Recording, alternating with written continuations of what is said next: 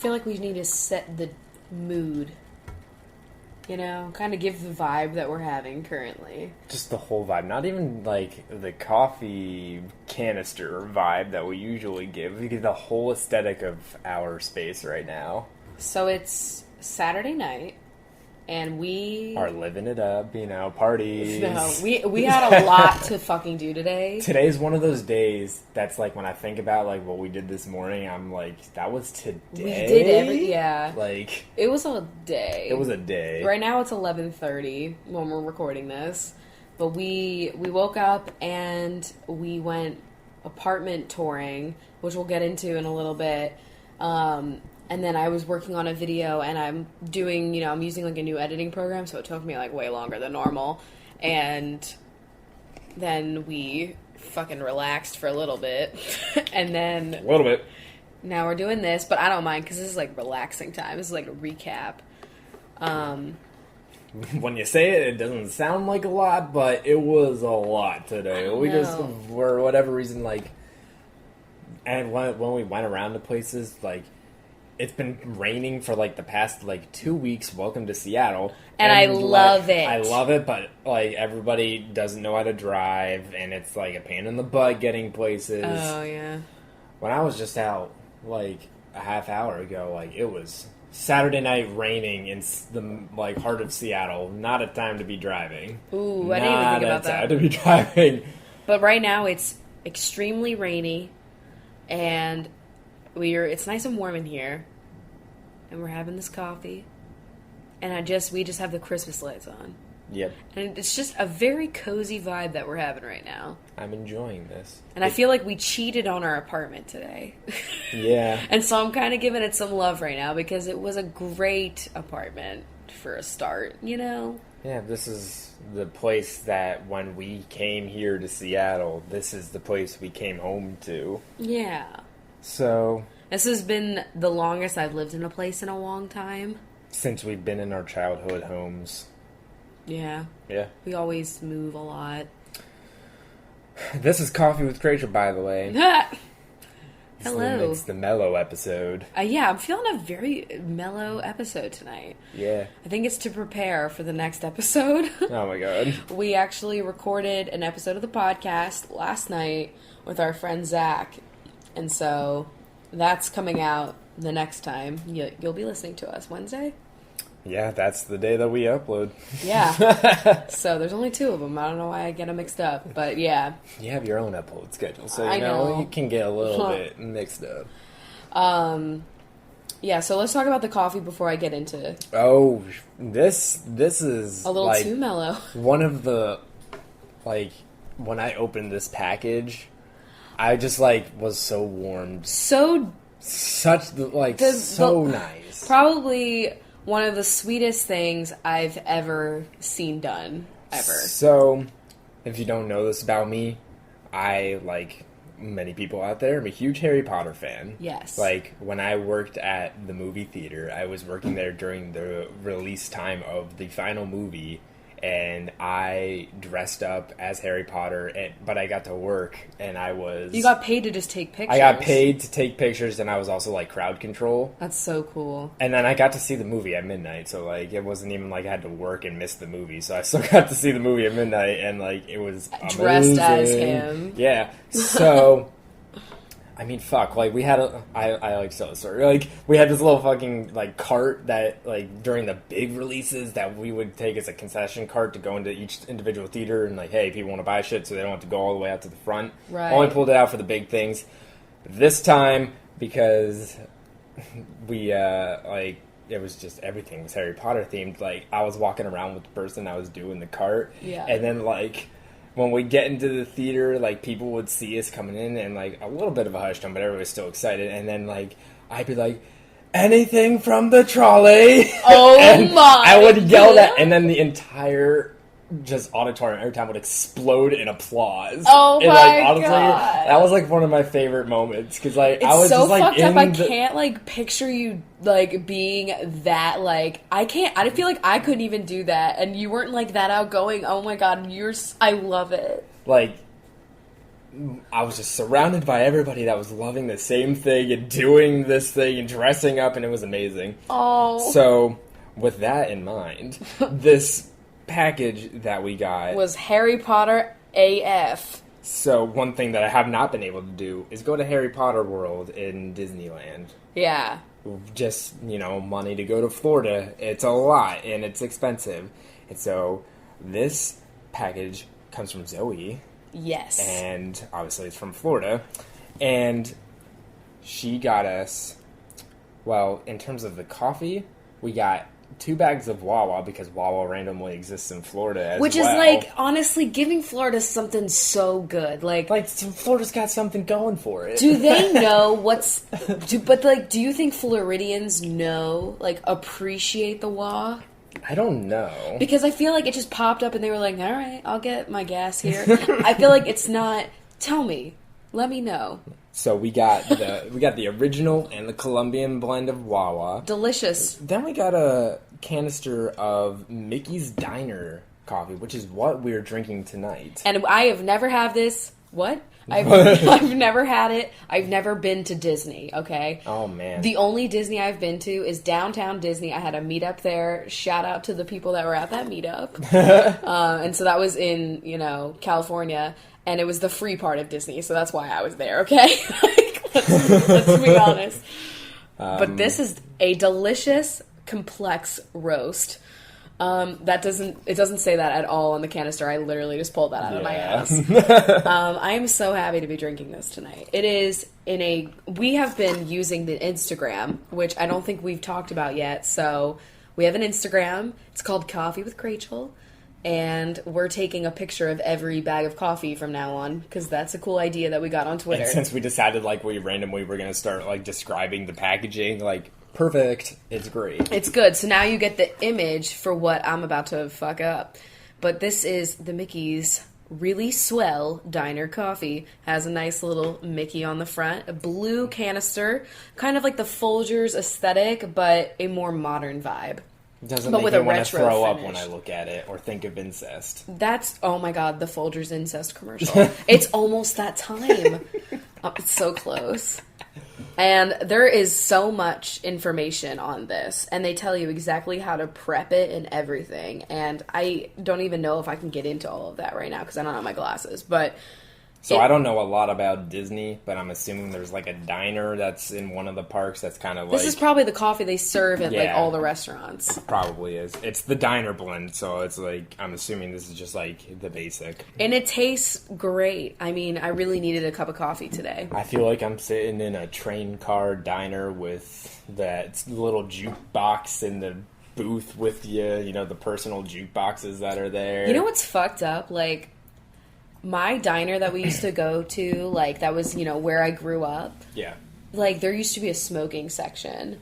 And, my parents used to sit in that. Yeah. And, I remember, as a kid sitting in that diner and, being enveloped in smoke. Do you remember that? Just smoking sections of restaurants. And, it's just, you don't even think about how, you don't even see that anymore. And you're when you go to a diner and they had one like that, you're like, whoa, it's so you don't even... so weird. I don't know.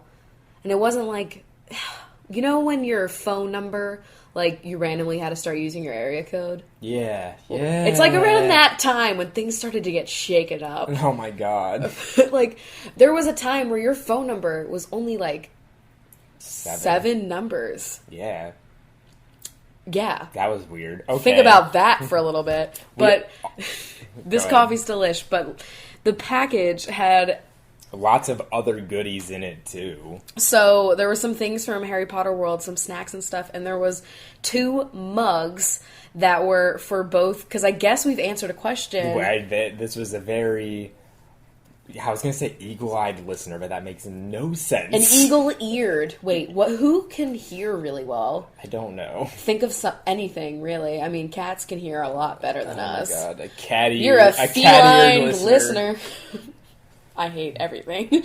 But they caught that question that we answered where we said what house we would be sorted into. And it was also the chunks as well. Oh, yeah. But You were a Hufflepuff, and I'm a Ravenclaw, and they got us the mugs. For the houses. And they're so cool. They're, like, ornate as hell. They're like, really nice. I feel like a fucking king when I'm drinking out of it at my desk. I'm, like, editing my Sims house, and I'm like, I'm a fucking king. Like, okay, so anyway. But that was just really nice because, like, I've never been to Harry Potter World. I really, really, really want to go. I don't know when I'm going to get there because it's in Florida, which is the exact opposite corner of where we live. True. So, like...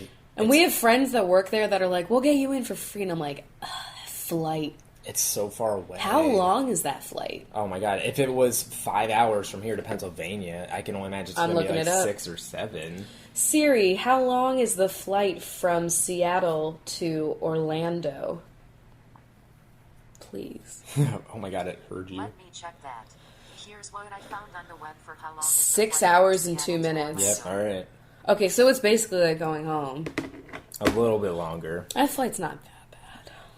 It sucks, though. It sucks. Whatever. But yeah, that was a really awesome package. Thank you so much. Chris is afraid to eat the fucking beans. Yeah, of course. You gotta get the every flavor beans. I'm afraid. Yeah, like you tried to eat them one time when we were watching Chopped, and you were like being real tedious about it, and then you were like, I give up on this, I can't. Just because, like, watching them, like, chop up, like, a pig snout, and then, like, me eating beans that could taste like barf, that was just not the aesthetic I was going for. I've had many moments, like, in recent time where we've been... Because we like to watch the Food Network while we eat, because you kind of have to eat when you're watching the Food Network.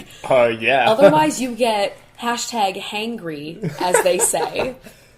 And so that's the first time I've ever said that out loud, and I feel really fucked up about it.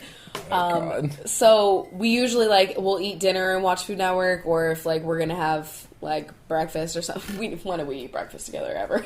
But, like, if it's gonna happen, and sometimes we'll be watching, like, Chopped, and they'll have really gross things that are not pleasant to look at while you're eating, and we are always just like, shit.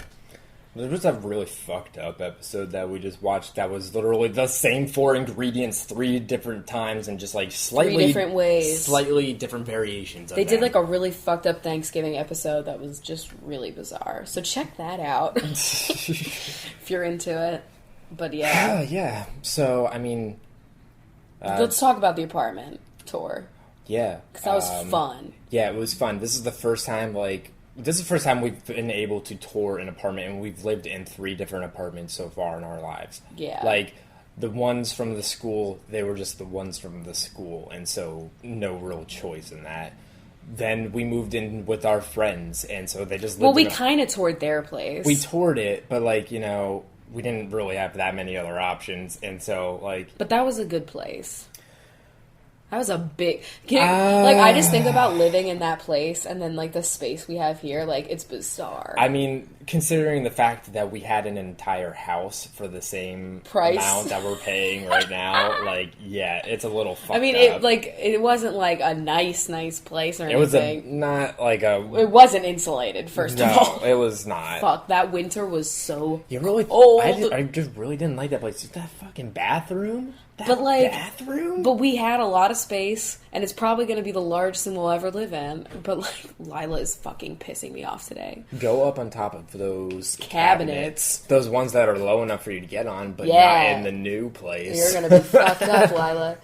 Well, so we toured a place, and, like, it's the first place that I feel like literally everything about it is an upgrade from this. Oh my god, Lila just really fucked up jumping on top of the cabinets. She's usually really good, but I feel like, I don't know, she seems on edge. No, it's because, like, Squeezy and Lila are kind of wearing off on each other, so Squeezy's becoming more lovable. Lila is starting to fall off of things. Look, she's trying to go over to the other side where we have, like... The garland. Yeah. So, we went to an apartment today, and I just love it. I love it so much.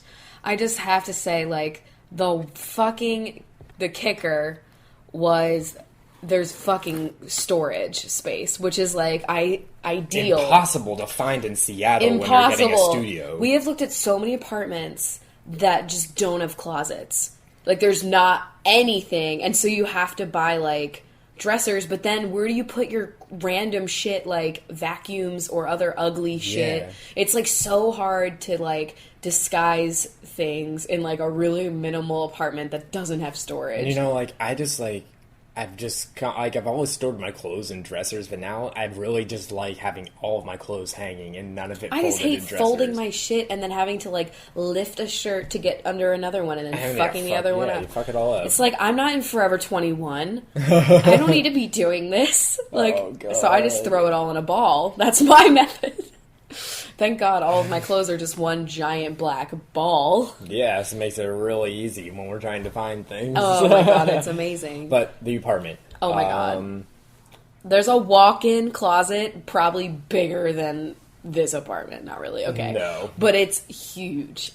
And Biggest closet we've ever had, that's for damn sure. definitely, like, my vacuum will be so concealed, like, you probably won't even think I have a vacuum, except for my fresh-ass carpet. Yeah, that was the, like, literally the one Is that sad it has thing some is carpet. that it has some carpet. But, and- like, I will fucking live because it's there's a closet and then there's a pantry for food, which is insane. That's why we bought that one thing in our apartment. And so now we're going to have to use that as, like, decor. Who cares? Like, fucking, I could shit on it for all we care. Like, Yeah. it doesn't even matter. Yeah, we really just, like, we're really trying to find a place right now to move into because, like, there's construction going on around us, and it's going to be for a couple of years, we found out. And so, it's just, like, it's getting louder and louder because they're already, like, higher than our building now. yeah, And so, it makes it impossible for me to film videos except Yeah. for one day of the week. yeah, like, because you're it's filming dark. and this filming, that's why we're, like, here at 11:30 at night. Like, it's... Because they keep doing it later. They're like, remember when this was the Mellow episode? Yeah.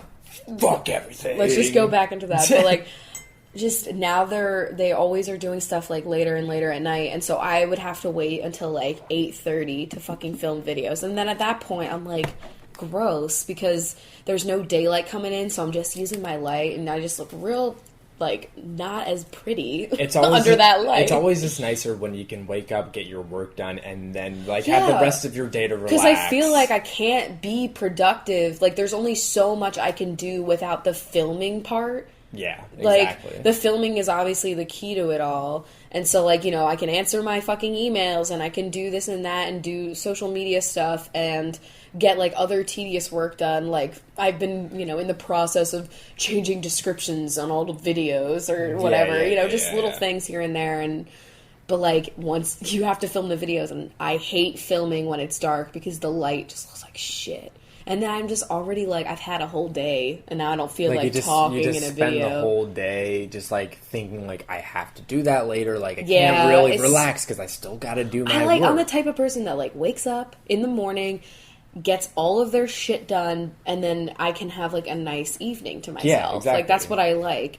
That's how most people live. Yeah. So, this apartment, probably the number one best part about it is that it is so insanely quiet when you're in it. It is insulated or whatever, and it is so quiet. Yep. It's so amazing. Like, you don't even hear... We were in there, and we were like, wow, can't hear a single thing. Like, you can't hear like, right now, even though there's no construction going on, like, I can hear, like, cars driving by and, like, on the wet pavement and shit, and, like, you can hear people talking, and and it's, like, it's not a big deal at all, like, for life. We're totally used to it, but yeah. But when you're recording something, it's a pain in the ass, because it's just, like, you can't control it. So, like, this is going to be so nice. And it's still within walking distance to my new job, so... We're selling that car. So, the car is fucking gone. It is... Not yet. We haven't sold it It's yet. going to be gone. It'll be gone, girl. I'm actually going to be working on that in the next couple days. Yeah.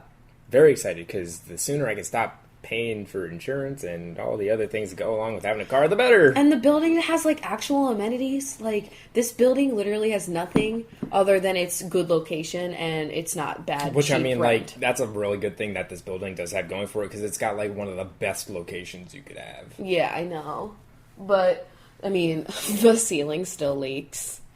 Our ceiling has started leaking again. Yeah, so they told us it's happened the first time in March. Yeah. And so you were away, I was here, ceiling starts leaking, I go down there, tell them all this, they come up, do like the world's shittiest repair job of it and say like, oh yeah, we're going to be starting in June, we're going to fix up the roof. And there's like a problem with like the roof, and so we're going to, fix it all up in the summertime when it's not raining. Okay, whatever. June comes around, they say like they're gonna do that, and oh yeah, we're getting a rooftop deck, it's gonna be open by July 4th, and that never happened. And I was like, well, And like, I don't care about the deck, I just don't want my ceiling to fall in on my house. So like no rooftop deck. I'm like, well, at least I still got like the ceiling repaired until fucking today. Yeah, and it's been raining like a lot because it's fucking fall, so it's raining all the time, which I'm loving, but now it's leaking again, so we're like, the sooner we can get out of this fucking place, the better, just because I'm sick of dealing with it. I mean, building a waterproof ceiling in Seattle, like, who would have thought that would be something you might want to do? I just think there's like a problem that they're just like doing like shitty like slap jobs over, like not really Dude, I don't feel like anything, yeah. I don't know, but I don't care. As long as we can get the fuck out of here, everything will improve. This place served its purpose, and I have fond memories, but it's time to move on. It's a special place in my heart. It's our first home in Seattle. I love it, But this other place is going to be really nice. The building has amenities. Like, there's a gym. I can actually do fucking workouts that are, like, because my thing is I work out in my apartment because we don't have a gym, and I'm not going to pay for one because I don't want to spend my money on something I could do outside if it was nice weather or in my apartment. But what I end up doing is a lot of yoga because I, hate cardio, like, just in place. Like, I'd much rather be, like, on a treadmill or an elliptical. Yeah. That's how I like to do it. Or if you're running outside, like, ideally, but, it's, it's always raining and you don't feel like it. So I don't end up doing cardio in my room because I feel like my neighbors hate me. I can't, like, do burpees and shit. And, like, yeah, no, you can't do that. There's, like, a lot of, like, stepping and, like, running in place and shit. And, like, there's only so much you can fucking do without, like, being annoying as hell. And we are, there are people below us. And I'm, like, just real weird about it. So this will be so nice. There's, like, so many little sporting equipment things. I just want to use the elliptical. And they had, like, it just, like, seemed like such a quiet place, and there's, like, just shit. There's, like, a little terrace. I love a good terrace. Like, the lobby looked real nice. Everyone, it just smelled good. Like, the elevator smelled nice, which is something I'm not used to. Yeah, that's gonna be a nice change. Just a lot of it was nice, and I'm just, we'll see. We're excited. We'll see. But it's been nice. Yeah. Don't worry, we did not forget that we said this episode was going to be about job stuff. Right. We're working our way up there. We just had, like, a lot of things happen today, and so, That's really it, though. I mean, fuck. Working into it. Yeah, and, I mean, I guess there's, like, no, like, easy way to say it. Like, there's been a lot of just, like, bad things that have been happening in the world. It's a very scary time. It's a very sad time. Mm-hmm. And so we're very sorry if you've been affected in any way by any of the things that have happened. I can't even count how many things have just happened over the past couple of days. It's been crazy. I know. It's so upsetting, and I wish that, like, I don't know, like, how I want just, like, these things to stop. It's so it pains me to watch the news. It pains me. I know. When we were, like, in the lobby and we were waiting for, like, the lady or whatever, we were just, like, watching the news, and, like, I just felt like such a piece of shit. I was like, why am I, like, touring an apartment? You know what I mean? Like, it just felt like, I don't know. Hopefully you guys are all doing okay. Yeah. I got some tweets, like, yesterday that really were just, I felt so awful. Like, I felt like I wish there was something that I could do more, so I don't know. Yeah. Everybody's in our thoughts, it's been on my mind, like, it's a heavy thing, and I know I felt really fucking weird uploading a video. Yeah. And I know. And it was just like, I've been so inconsistent, so, like, I knew, it was done, and it was just like, it just felt fucking weird. weird. And I felt like any tweet I was making was just like, you know, you shouldn't even talk about anything because that's nobody, you know? I know. But I guess let's do something good and give people some job advice or help them with their job issues because that is stressful as hell for anybody and it's a lot of people are dealing with it. I guess this is, I don't know, maybe the kind of time, this is the kind of time I know a lot of people are looking into internships, which is similar. Yeah. But, I mean, you know, it's never a bad time to get some job advice if you're having some trouble looking you're on the job market. Yeah, you know? I'm trying to use this stool as a nice little footrest. Excuse me. So, you know, as you might know, I might have a little bit of experience in this field. Now, I have had very limited amounts of interviews that were for jobs. Like, I basically just worked at Starbucks twice, and then I started doing YouTube. So I have more, like, for, I don't know, like, conducting yourself, like, business-wise, like, in meetings, or, I mean, like email etiquette. Holy shit. I mean, you've been around... Business phone calls I have down. Yeah. Hopefully. Yep. I think. We'll see. But, yeah. All right. So, I do have some questions on the Twitter. And I know we have email questions. But let me just say, if you had... Sorry, I'm going to, like, totally burp. If you were to say, what are the 5 most important things to remember in a job interview situation? Or job hunt situation? So, before we get into questions, there's a couple of things that I think, I don't know if it's going to be 5, but like... Yeah, just say some shit. Really important things. The number one most important piece of advice that I could give is that you have to go into the mentality of all of this knowing that you are an awesome person and that you are the best person for the job, whether you're applying for it or you're interviewing for it or whatever. You are the best person. And that's how you gotta talk. You're awesome. You have all the skills. There's nobody else that can do this better than you. You are the one and they need you. You have to have that mentality, even if you don't believe it. Because, like, half the time I don't fucking believe that. Like, you know, like, there's probably somebody here who's got more experience than me, but you know what? I am the one. I'm the one that needs this. Yeah. I'm the one that deserves it. And you have to have just, like, in your talking... And the phrasing of your resume. Yeah. It's extremely important. It's really important. I am. Yep. There is no I believes. There's no I might be able to. I thinks. That does not exist in the world of resumes. I've been told, no, you are the shit. You can do this. You have this experience. I feel like we're giving a motivational like speech. I know, like we are, but like that's like how you have to phrase it. You cannot have any air of doubt in your resume whatsoever. So what's the next one? I would say that if you are applying for like a bunch of different jobs that may not be like similar, like if you're applying for like 20 different nursing jobs, you know, like your resume can look pretty much the same for all of them because you're not going to have to change it up too much. But like if you're applying for a couple different jobs and not all like the kind of same thing, you know, keep your resume kind of vague but still you can alter important. And like I was going to read like the intro paragraph to my resume. Oh my god, what?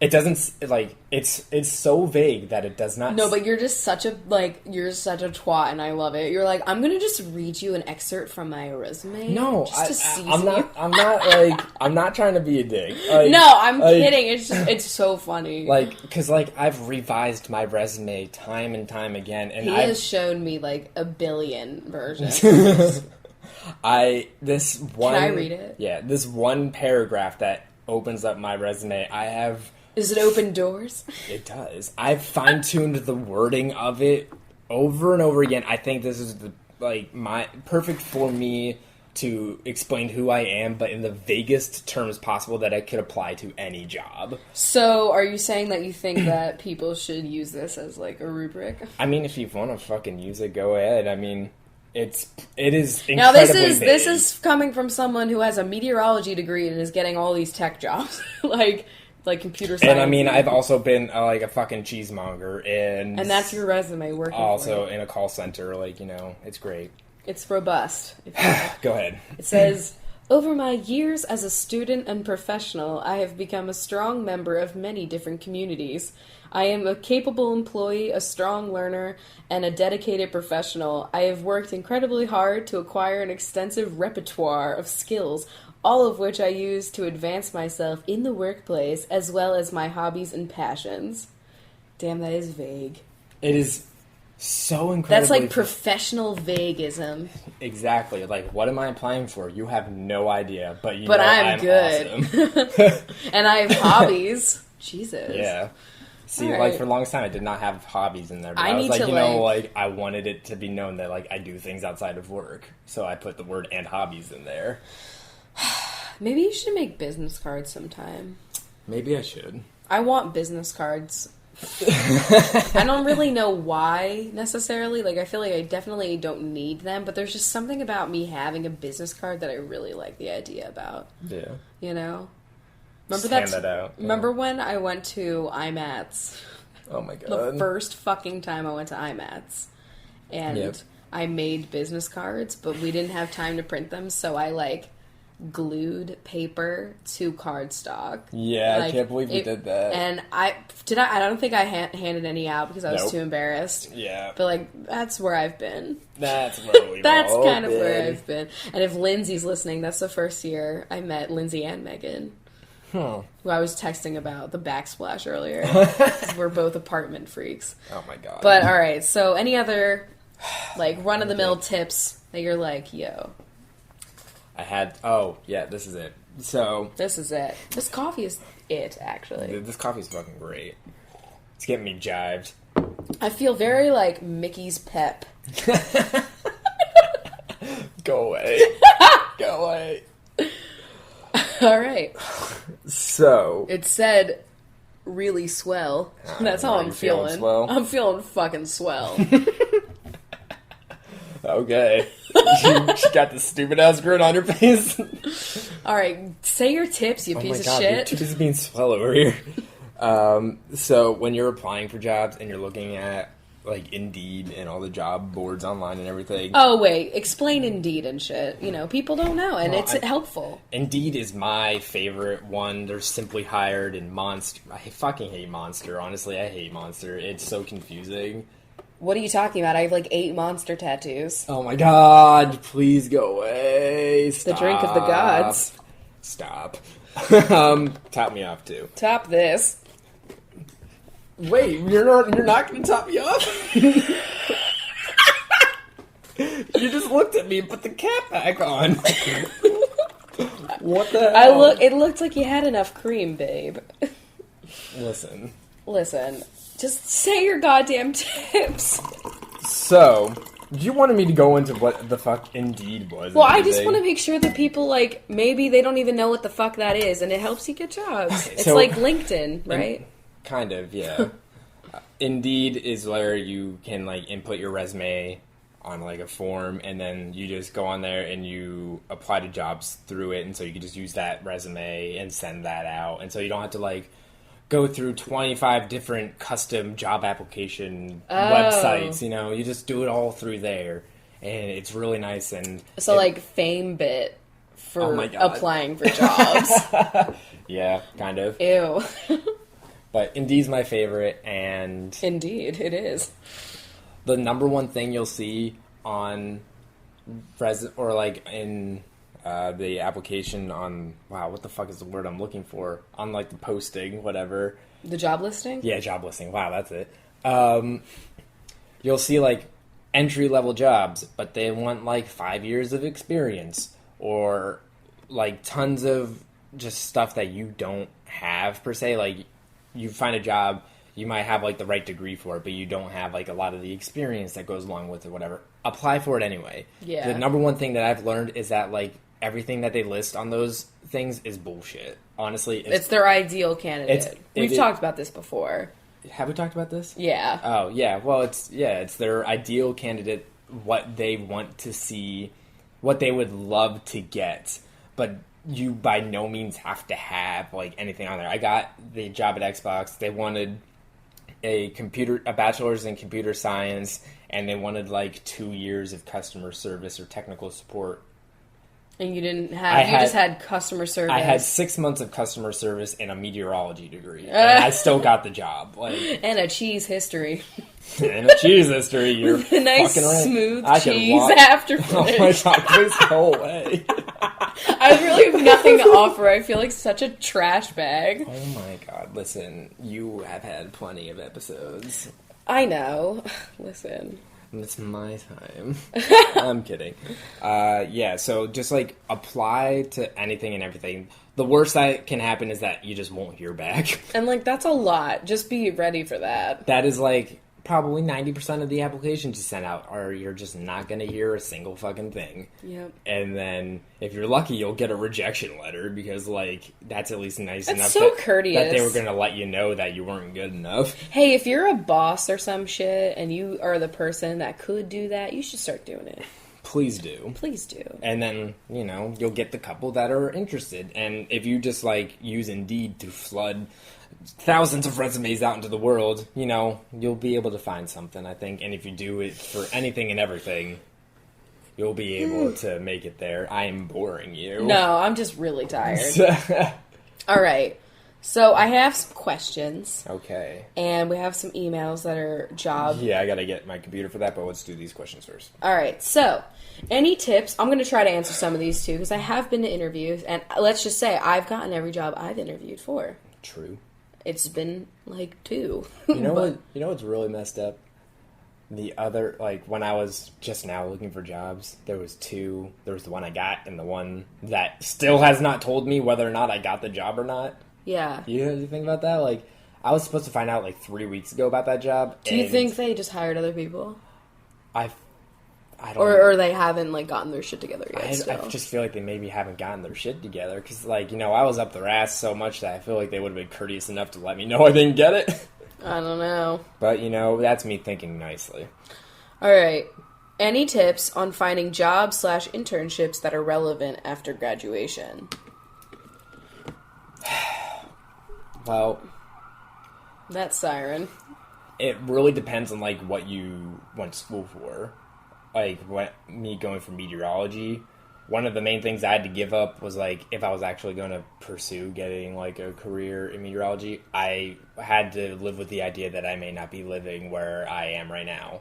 Not that I wanted to stay in Pennsylvania, but, like, some jobs you have to be able to move because the market for that job may just not be where you're living. Yeah. You might need to move to somewhere else, like meteorology. Very big in Maryland, D.C. area because that's where all the government stuff is. And so the government's one of the biggest hires of meteorologists. And so obviously that's where a lot of shit was. And Yeah, but there was stuff in Washington. It's just no one's hiring. Nobody's fucking hiring, yeah. But, like, I think you have to get stuff that's relevant, but you could also get something that might not be, like, so focused on exactly what your major was, but is relevant enough that it could apply to a lot of things. If Like, anything that would be, like, say you're trying to do something in, like, social work, you know, or something like that. Like, you could do some sort of, like, volunteering internship or something, like, at a co-op or something like that kind of relates. I don't know. Like, you kind of have to find things that could tie into things. At the least, what you could do is find a job that one of the major skills you'll be using for that job can be used in the one that you want or are studying for. So that way you can build up that resume with something that is really closely relatable. Yeah. Because it's going to be fucking tough. Like, a lot of people have a lot of trouble getting the job that they trained for and studied for right out of the gate. Yeah. So having a couple of weird jobs that kind of build up the skills is the way to go. All right. Next question. I have a job, but I don't enjoy it. Should I risk looking for another job and having it fail or stick with my current job? Well, I mean, if you're going to be, like, looking for other jobs, like, I wouldn't, like, quit and then look, you know what I mean? Like, just keep working the whole time. But, I mean, if you don't think it's something that could, like, benefit you the long term or, like, you found an opportunity that's better, like, I mean, I would consider it if, like, it's financially sound. Yeah, I mean, even if it's just, like, a little bit less money, but you could still be okay with it, and it would just make you a lot happier. Or there's, like, a perk that makes it better or something, I don't know. Yeah, exactly. That more is relevant. definitely worth looking into. I mean, what's the harm in sending out a couple resumes and seeing if you could maybe, find something if you're not happy. Yeah. I mean, hey, if there's a pay raise. Unless you live in, like, a really small town and, like, word's gonna get back to, like, your boss that you're looking for other jobs or something. Yeah, I feel like I've never had that issue. Like, I feel like everybody that worked at Target knew that they were all looking for jobs everywhere. Yeah, pretty much. But, yeah. Okay. Not about job hunting, but do you have any resume...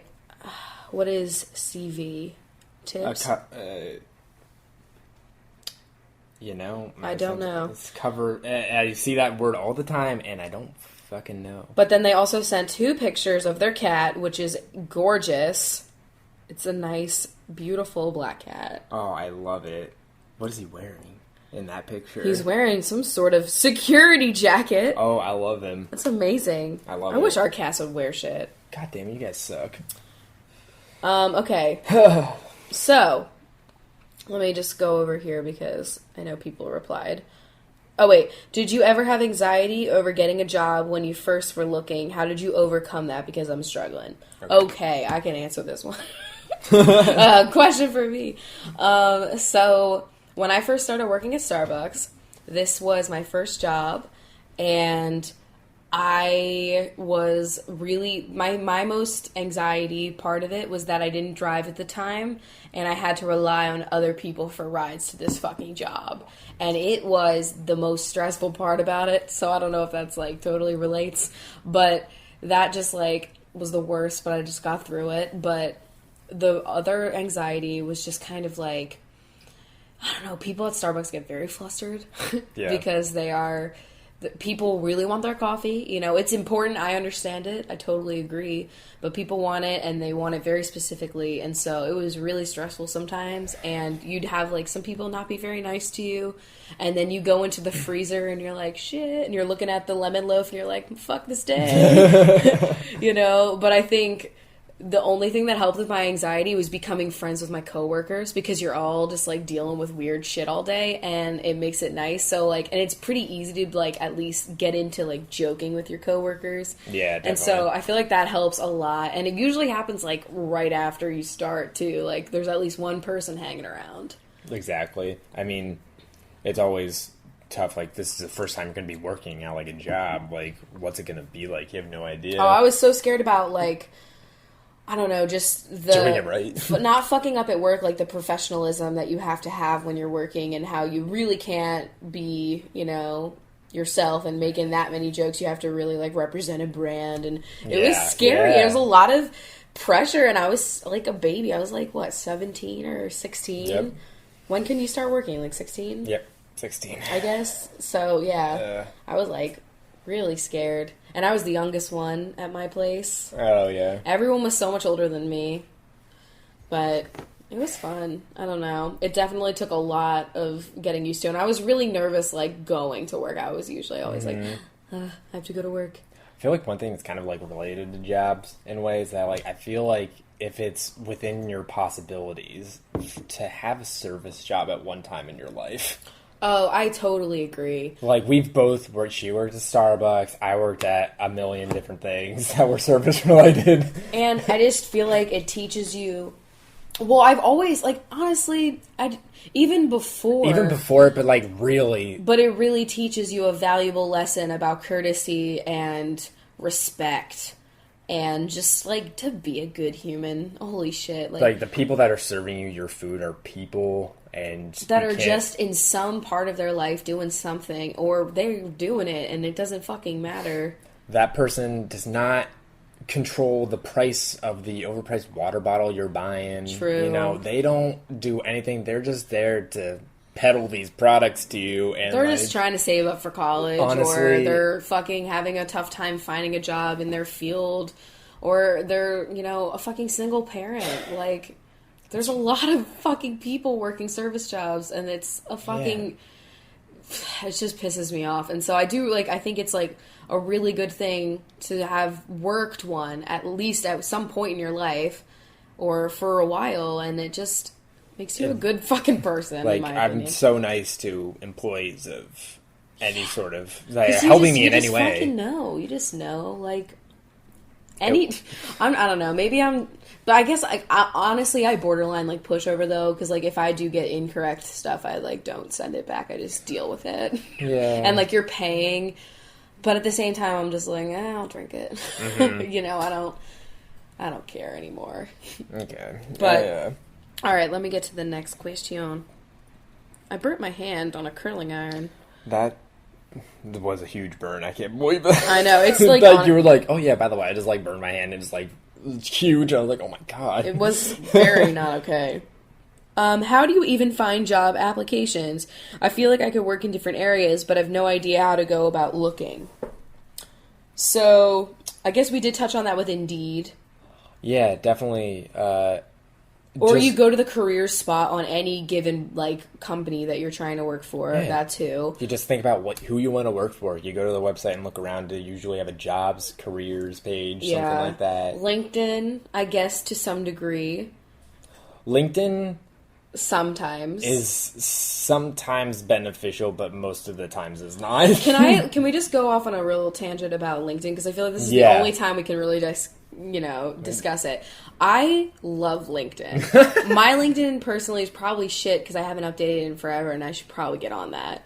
But like, I just love it because it's got this air of snobbery that is just so ridiculous that I enjoy. Oh my god. And I love it. Like, people I've never met, they'll congratulate me like when I have like a milestone. Yeah. And I'm like, that's amazing. Like, it's so weird. But as a woman, there are so many weird people that will still try to thirst you in the LinkedIn Messenger area. Yeah, I remember that. And that is like so weird. And they'll usually like start to be like, I was just taking a call at the country club. You know, like, they're just like, who are these fucking like Ben Afflecks? Like, it's like the guy that was thirsting on you through Draw Something. But it's way more nuanced. Like, that's nuanced, but this is like a weird, like, business nuance. Like, it's weird, but like, the other day... Let's trade business cards.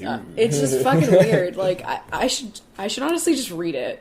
I got one that was like, While you pull that up, the funniest thing is that, like, we've got these messages that are going on with other people that are like super professional and bullshit, and then...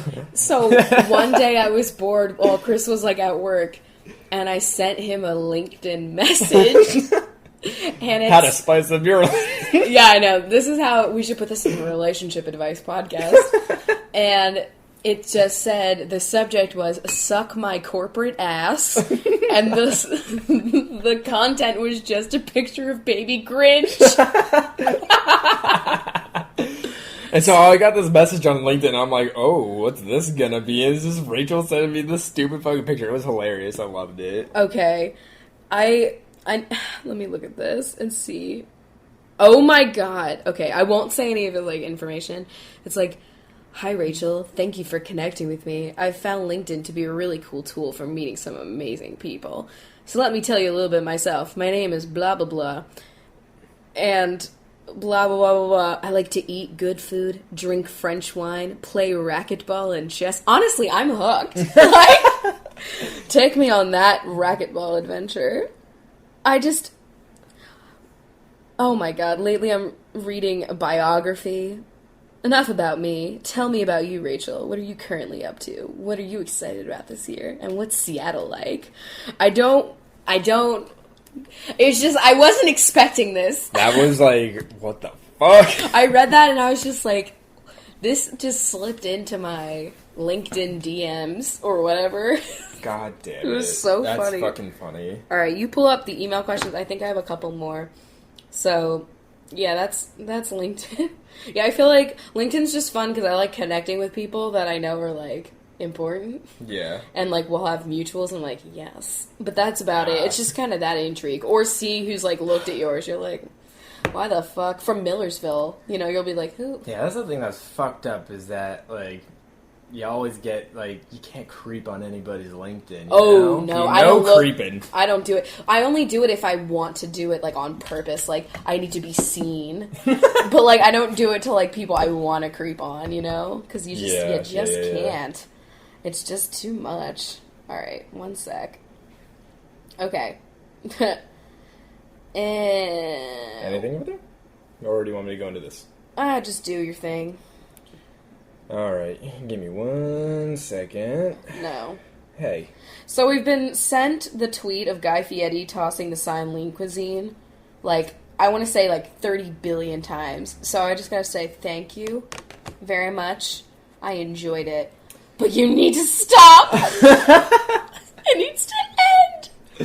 And you know what? It's part of me is because, like, imagine getting tossed that lean cuisine, the slightly frozen crisp box. Yes. Knowing that it had touched his nice... Pork butt. You got one? Yeah, I got one. Alright. I'm not gonna say any personal information. You always do this? Yeah. Okay, so basically it starts here. So I majored in psychology, and I've been working in a research lab since my junior year. As I approach graduation, I don't know if I want to go to grad school, so I'm definitely taking a gap year. It just seems wrong to work so hard to get into a graduate program I'm not even sure I want to be in. Good call. I basically just don't know what I want to do in life at all, and for the first time in my 21 years, I don't have a plan. Yo, same fucking boat. This was Chris This was me. Like, meteorology, I was supposed to just go straight into grad school. I didn't want to fucking do that. He was like, I'm done. I'm done learning. Just let me work. And now, it's, what are you doing? Not that. It's Not just, that. life is strange. Life is strange. Go. I definitely don't want to move back to Youngstown because, ew. Feel the same. I don't want to move back to Bethlehem.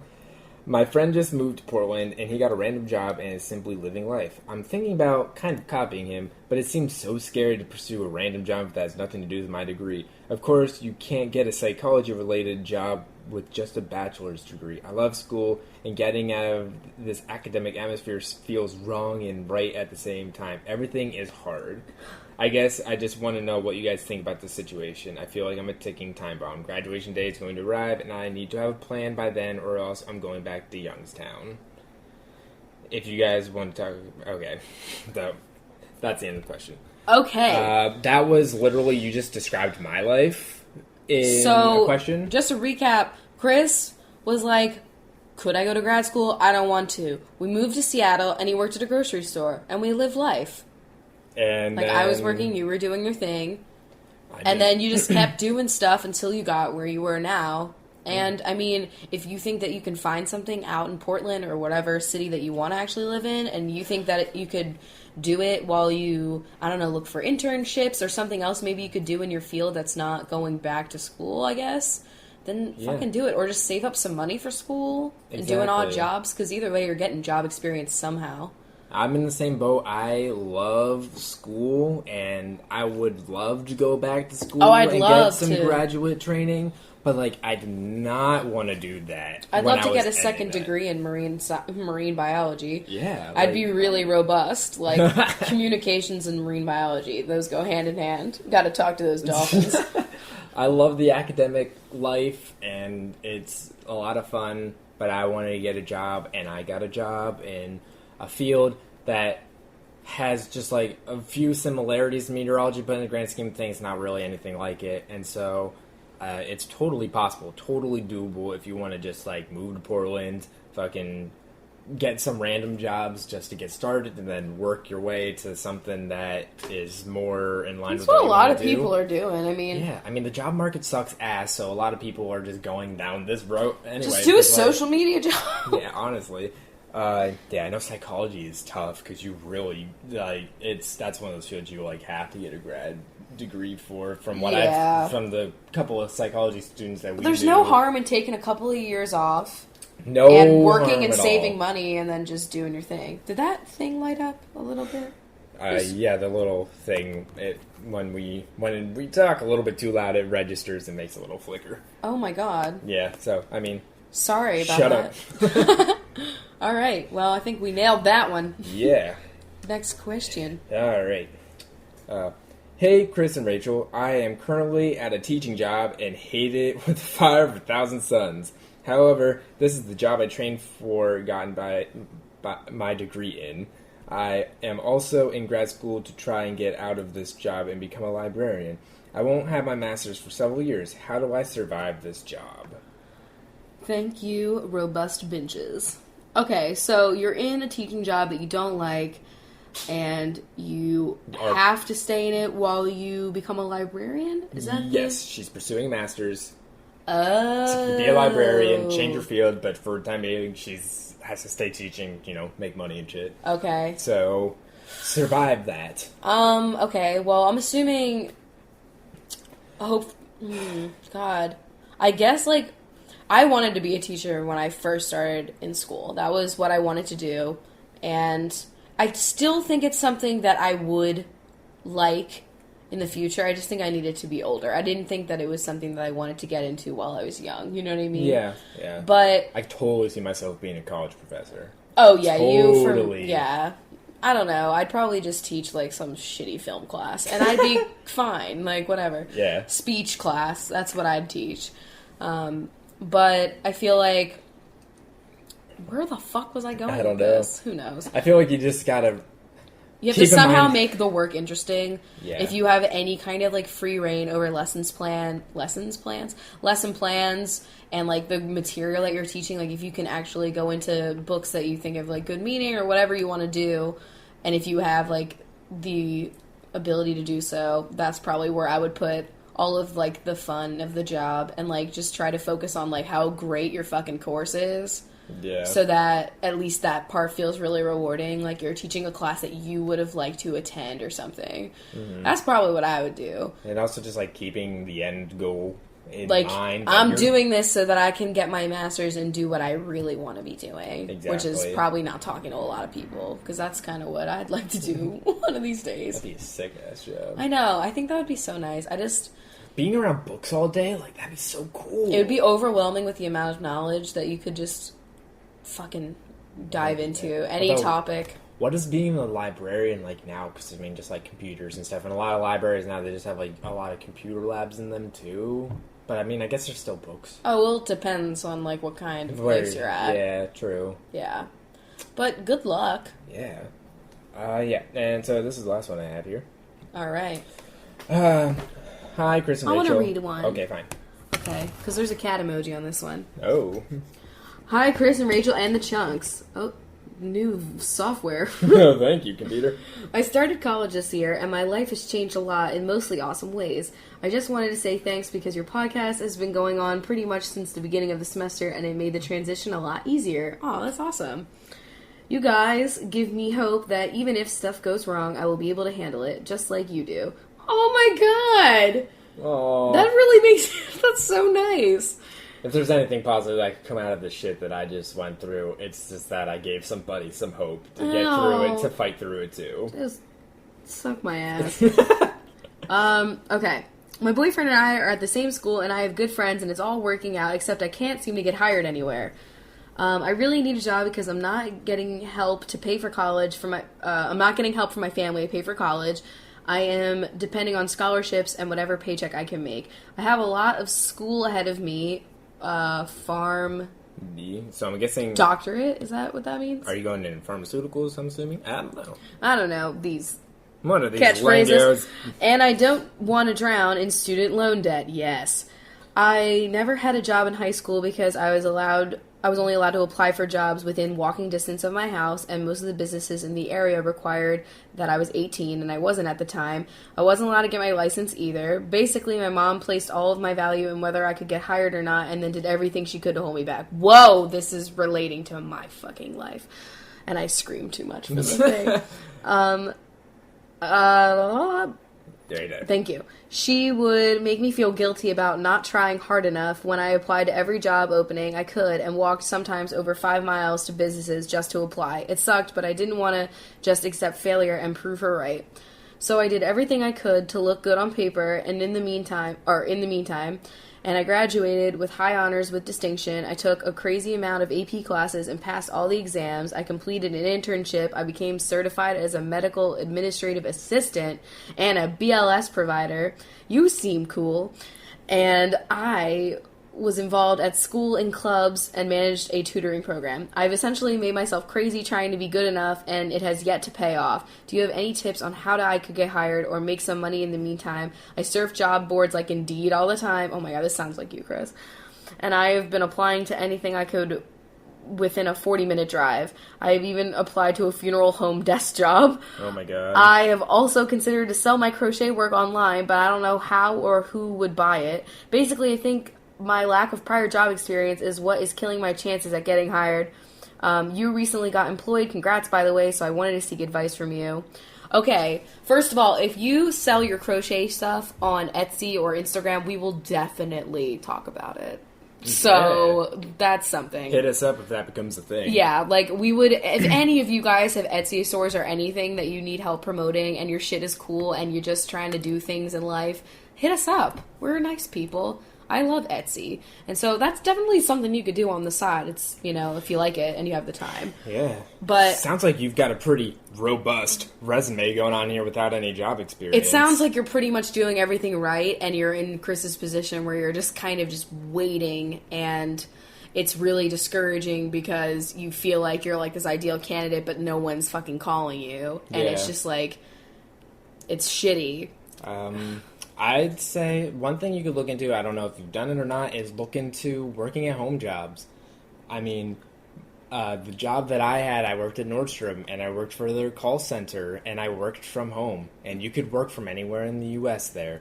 Yeah, there are certain technical support jobs.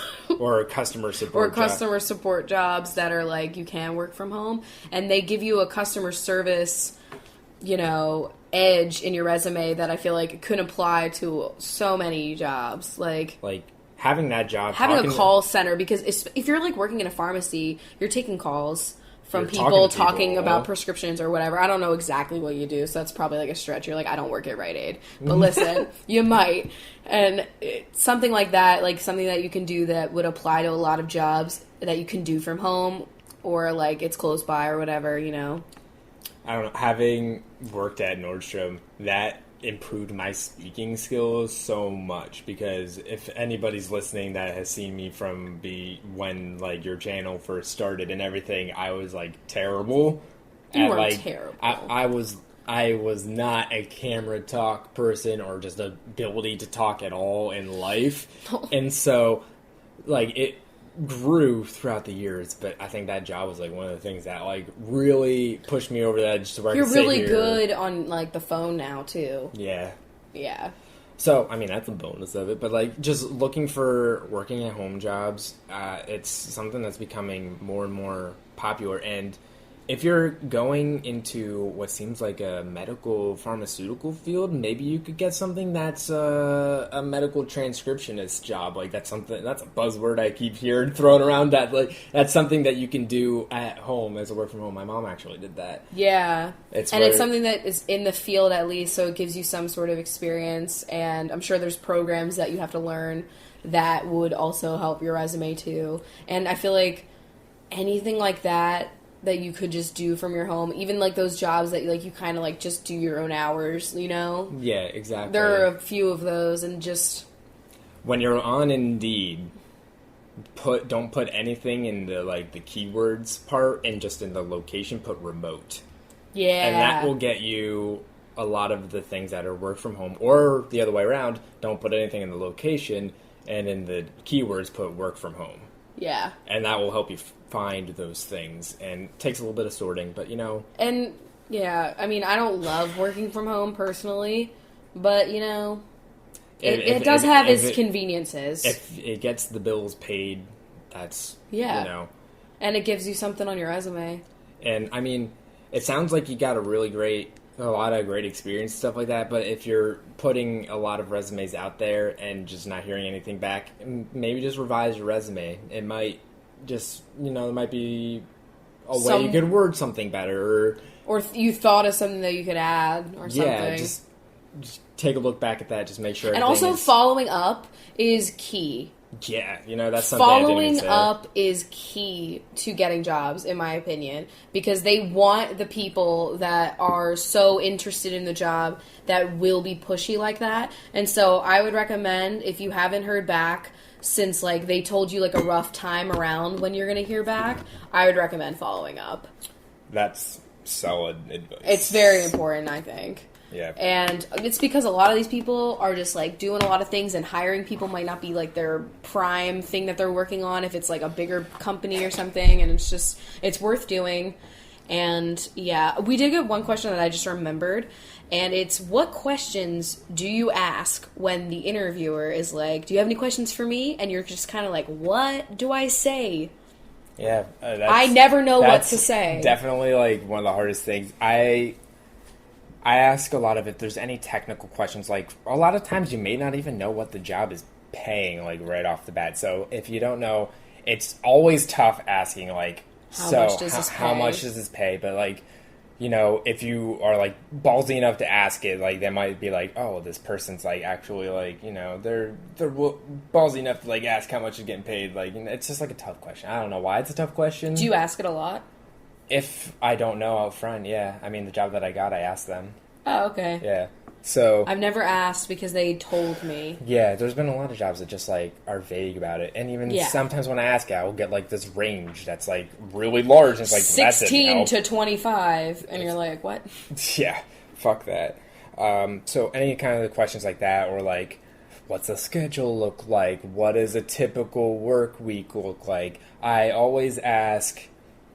I ask the interviewer if I don't know what they do. I ask them what their job is. Oh. And I usually ask, like, when did you start working here? Yeah, that's something too. And what do you like about working here? That's the number one question that I always ask every time. Oh, see, I'm so glad, because I thought that was just, like, a dumb throwaway. No, then, like, they're always just like, oh yeah, like, it is a question that, like, everybody asks, but, like, you know, I still do it anyway because It trips up a lot of people sometimes. They still, like, have to... Sometimes I know. You can tell when like, people aren't, like, real repping their company, you know? Yeah, the ones that are really excited I asked to work it, like, there. at Mac once when I had that interview. I remember, and she was like, I like Viva Glam. Like, good. Like, the job that I got, I asked them that, and the interviewer was, like, on the ball, gave me, like, 5 reasons why she loved working at the company. And I was like, that's a good sign to me that, like, this employee is actually excited to work for this company, so I might like working here. Yeah. So, like, if any, you don't have to have, like, a fucking list of, like, 20 million questions, but if you want to just ask one, it's, what do you like about working here? Yeah. That's the number one. Well, I think that was some solid advice. I think we're getting it to Bingetown now. Yeah, definitely. Man, I'm just, like... I feel like I've talked a lot today. Yeah, we did. Whether it was, like, talking to the person that was touring the apartment for us, or doing this, and a lot of shit today. So, like, I've just been talking a lot. What are we doing tomorrow? We're... going to breakfast, and... Yay! I'm gonna get a nice poached egg. You're hanging out with Bree, and I'm... I don't know. Doing car shit. Oh, yeah, that's you what might. I'm doing. Yeah. I feel like you should just wait until, like, next week, but... You know what? Maybe I will, because, you know, just fucking play Fallout tomorrow. Yeah, I've done, like, a lot of things over the past couple days, and I haven't had as much Fallout time these past couple days. And, you know, it only just came out on Tuesday, and I want to play. You gotta get into it. I gotta fucking play. Yeah, so just refreshing the Bencho page. If you want to become a bench, there's a website that's called patreon.com. And if you go to patreon.com/CoffeeWithChrachel, you can get all the deets on how to become a bencho. Wow. That was good. See, I could be a radio person. I feel like you could be on... Yeah. Can I be NPR, you think? Or am I... not mellow enough for NPR? You get very jazzed. Like, I feel like my voice is just too grating. I can't even believe I have a podcast. It's like Fran Drescher has a podcast. Like, I can't even believe people listen to this. But on that note, let's keep talking. What the fuck is the theme for the Bencho? I was thinking, like, what job would they have in Flavortown? What job? What job would they have in Flavortown? Okay. Let's see if we could do this. I can fucking do this. You do this? All right. Nicole Dowling. She puts the Dows in the 3-tier cake in the bakery. Of Flavortown. Right, Perfect. it's just going to turn into Flavortown. No, they're jobs. They're specific jobs. All right. Brynja. She makes the brine that soaks in the pork butt in Flavortown. Caitlin Shalda. she sews the shawls that are draped over the, I don't know, like... Guy Fieri's mom. Okay, that. Selena Rodriguez. She's selling the hot rods in the car dealership Flavortown. That's it. Carissa is selling the tour, which is a cruise through Flavortown. Oh shit! And it's in like a fucking you know those red bodies convertible. of those bodies of. Oh wait, what? Oh, I meant like it's like they just drive around Flavortown. And they're like, so here we have Guy Fieri's Cheese House. You said cruise, and I thought boats. Oh, I guess Yeah, that's you also see? similar. That one episode where we were like, "There's 3 different bodies of water in Flavortown." It's like, fucked up. Flavortown's like definitely a... It's becoming actualized. Someone should draw a map. Honestly, What? That would be fucked up. Just saying. fucked up. Sloane Fuller, the full wait staff in the diner of Flavortown. Sure, perfect. Stephanie, the stenographer that's typing up all the, I don't know, the menus and the restaurants in Flavortown. Brittany Owen. The debt collector in Flavortown that's saying you are owing us a lot we of money. always say owing. Allison Shannon. The chandelier that's in the ballroom of Flavortown. That's not a job. Oh. Your job is to be the chandelier. You have to be a chandelier. Okay. The chandelier cleaner, you bitch. Oh, God, okay. All right. So, tough job. It's somebody's You have to stand there with some light bulbs. Angelica Feliz. You're the person that puts the gel in Guy Fieri's hair Oh. for, like, his shows. That's, like, top job. That's a pretty important job.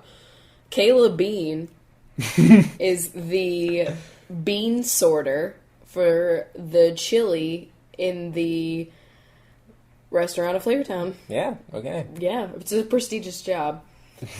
All right. Lena is you're in charge of the lean meats that are being smoked. You're in charge of the lean cuisines That he's signing and throwing out to crowds. I know. Oh, that's a good job. Caitlin Whalen, you're the whale watcher, because there is like an ocean around Flavortown, and there's one whale that's like painted with flames, and they wait for him to breach every summer. Oh my God. It's one of the holiest nights in Flavortown. Oh man. Kelly Gillis, you're the gills on that fucking whale. Oh my God, that's not a job! The gill cleaner. You are cleaning the gills of the fish in the pond of Flavortown. Pond. We're cooking koi for dinner. Oh. Hannah Neely, you're the Neelys, honestly, who are shooting an episode of their show from Flavortown. Yeah, they're residents of Flavortown. Yeah, I feel it. Jessica McCartan, you're You're the milk carton deliverer. and everything that's on, like, the milk carton, it's always just Guy Fieri. It's like... Have you seen this man? And it's just Guy Fieri. Yeah. Lucy Ravenscroft, you're the person throwing a rave in the basement of Flavortown. Yeah, the DJ in the rave. Sarah Fairbanks. That's great. You're the bank teller. Oh my God. At That's Money Bank. Wow. Also prestigious. Very good. Veronica Curran, you're the news journalist telling the current events at Flavortown. I was gonna say the same kind of thing. Wow.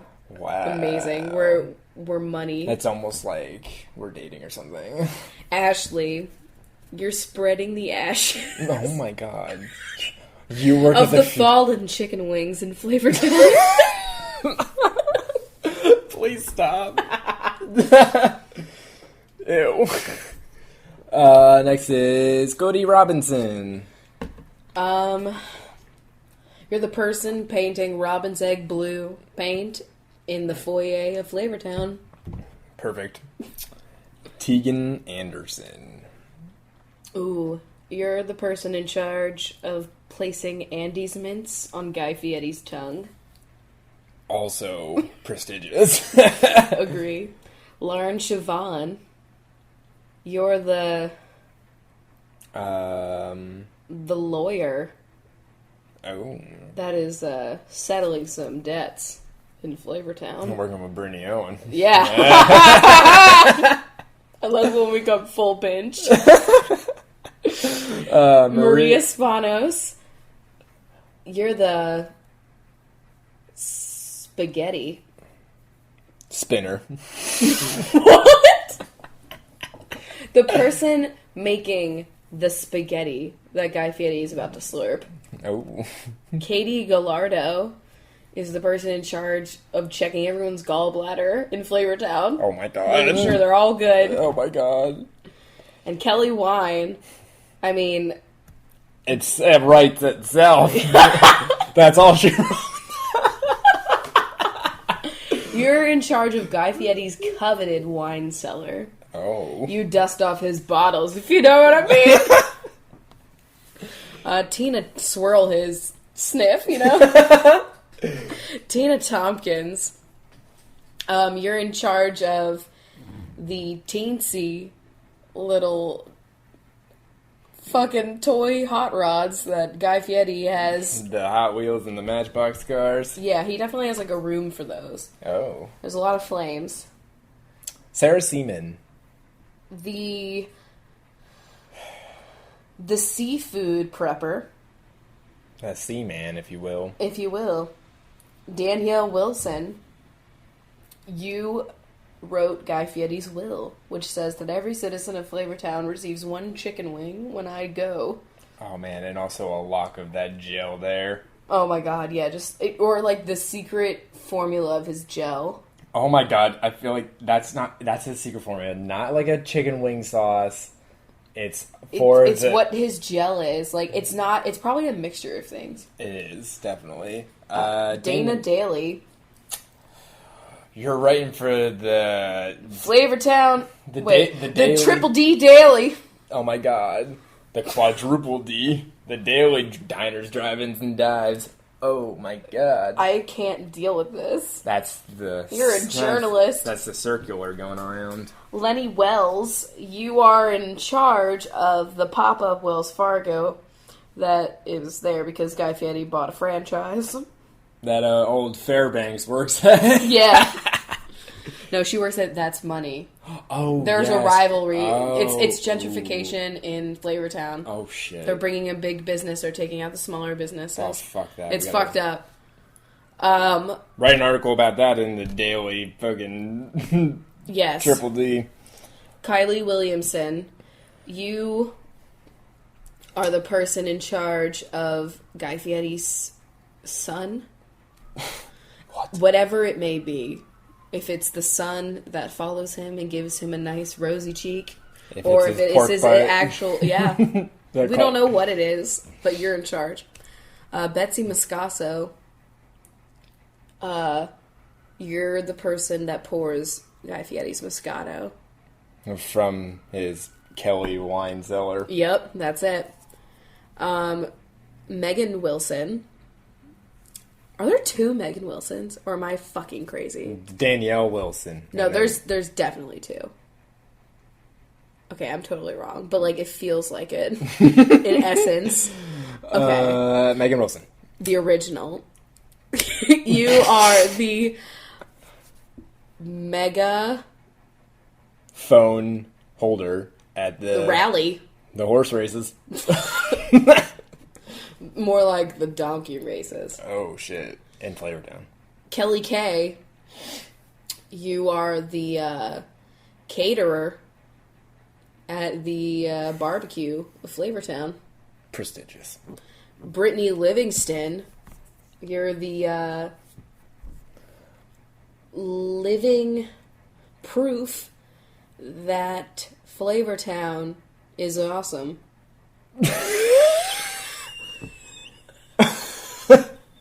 Okay. You're just the mascot of Flavortown. You are like one person in a chicken wing costume. And That's all. that's all she wrote. Claire Wood, you're in charge of keeping the Flamewood Forest pristine and uninterrupted. Not actually on fire. Yeah, we don't. Yeah, it's essence. They have red leaves or something. You know, I don't know what the official tree is of fucking I Flavortown don't right fucking now. know. Kelly Adams. You're the You are... the adult. store in Flavortown.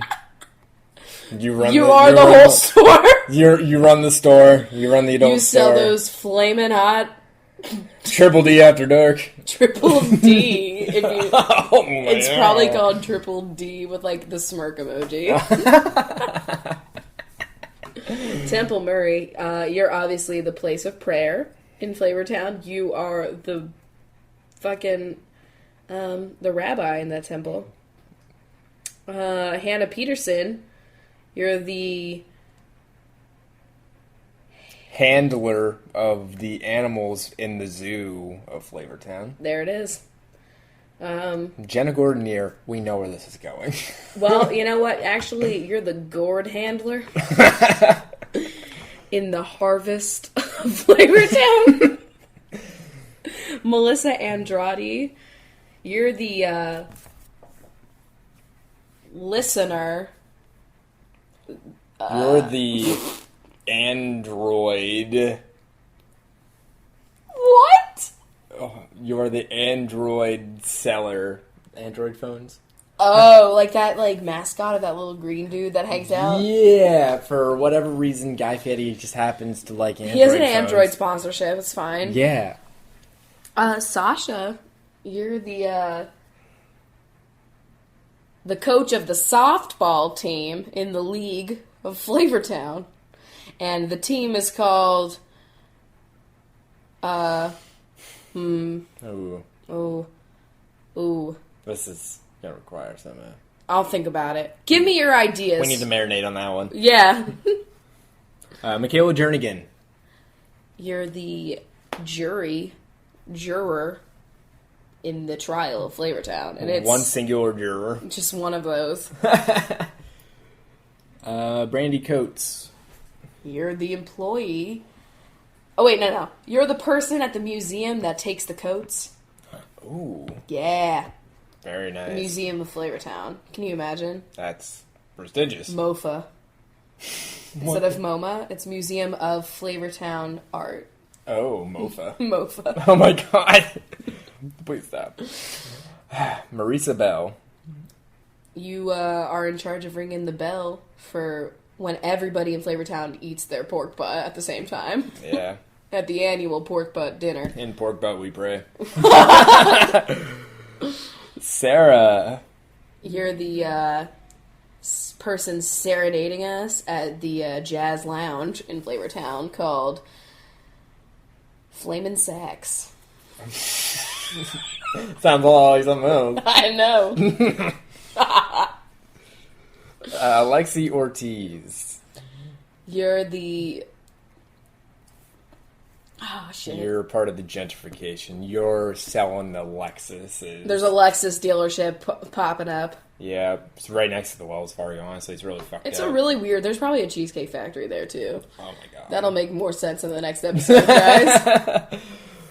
Brittany Cella. Ooh, you're the cellist in the orchestra of Flavortown. That's a job. Yeah, I know that. I'm just letting you Playing know. at the Flamin' Sax. Flame this. Bridget Dubin. You are the The person that operates the bridge, the drawbridge, so the boats can go by and over the river in Flavortown. yes. The river that is tainted. It's It's not tainted. No, it's tinted, I meant. And it's tinted red. Yes. Or, like, orange. Red, orange, and yellow, honestly, like... The flames. You don't know how it works, but it's red, orange, and yellow. It happens. Oh, 5% on this battery. Oh, God, fuck. Let's do this. Grayson Clark. Ooh, you are the clerk at the regular old grocery store that hosts Guys Grocery Games. Yes, in Flavortown. Oh, fuck yeah. Flynn Vance. You're the van driver in the school bus area of Flavortown. Wow, that was really good. Don't be fake. I enjoyed that thoroughly. Thank you. Hillary Gay. You are the LGBT house in Flavortown. Like, the safe space. Exactly. That definitely exists in Flavortown. You know, there doesn't need to be a safe space because everybody's just accepting in Flavortown. But, like, they just have, like, a nice hubbub for general camaraderie. Yes, exactly. Gabby Chambers. You're the person Chamber that... Master. You change... What? You are in charge of gabbing to people because you're the host of many soirees in Flavortown. For whatever reason, Yo Gabba Gabba lives in fucking Flavortown, and you're one of them. You're Yo. Oh, fuck. That's a reach. Ishmael Mendez, you are the... Let's see, You are the healer, the mender, if you will. the town healer, The town healer. the medicine man Yeah. of Flavortown. Ooh, there you go. A lot of... Anna Hernandez. You're the, hearse driver Oh my at the funeral home in Flavortown. shit. It's dark, but every dog does have its day, even in flavored heaven. Oh my god. Jennifer Holtz. You're the traffic cop in Flavortown because you like to say Holt. You know, Holtz. It's Stop. a red light. Yeah. Every light is red. There's No literally one's driving, no they're green just lights. eating chicken fingers. Okay. Courtney White. You are the White House black market employee. Oh my god. No. In the gentrified neighborhood of Flavortown. You are the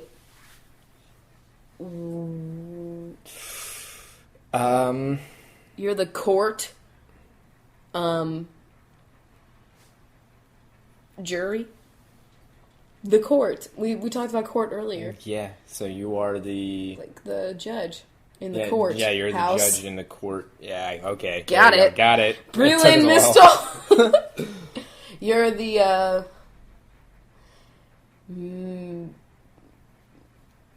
missing key factor. You're the missing alto that the choir in Flavortown needed.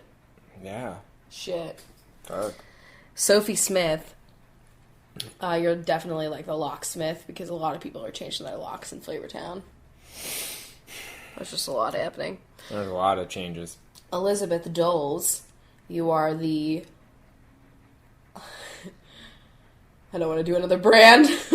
You're the... Oh, fuck. You're the person having a bet in the casino. A Flavortown. But you work there, so it's fucked up and you get fired. Oh, shit. Because I forgot it has to be a job. Shelly Smith. You're the person selling the shells on the beach of Flavortown. Yeah. How nice. Very nice. Rachel Leask. The least you could do is get a job in Flavortown. No, the least you could do is give your boss, a letter of recommendation for me. In Flavortown. That made no sense. What? The least you could do is give your boss a letter of recommendation for... What? For me to get a job there. Like, put in a good word for me. Don't drag me on live television. Oh my god. This live studio broadcast. Coming to you. This is Wake Up San Francisco. Oh my god. Let's fucking finish. Mackenzie Knight. You're the night cop. in the mall of Flavortown. Okay, Paul Blart. And last but not least, it's Rachel Evans, who is the,